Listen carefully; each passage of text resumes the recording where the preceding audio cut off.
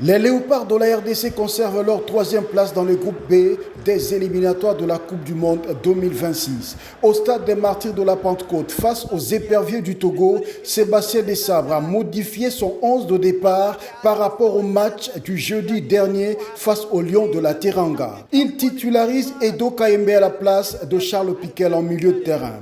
Gédéon Kaloulou, lui, récupère son poste de latéral droit et Joris Kayembe prend celui de Arthur Maswaku. Dès l'entame du match, les milieux du terrain congolais est asphyxié par celui du Togo.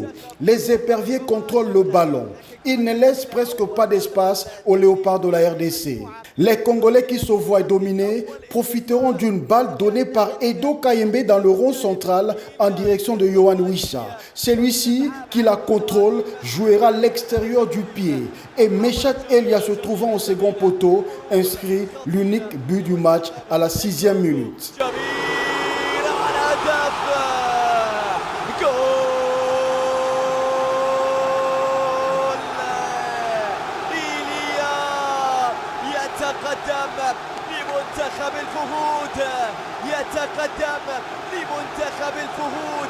Ce but ne libère pas totalement les léopards. Ils vont en baver devant les éperviers très costauds en milieu de terrain. Il faut un Dimitri Berthaud de grand jour pour faire échec aux attaquants togolais. Deux parades exceptionnelles feront barrage aux assauts du Togo. La première à la 23e minute.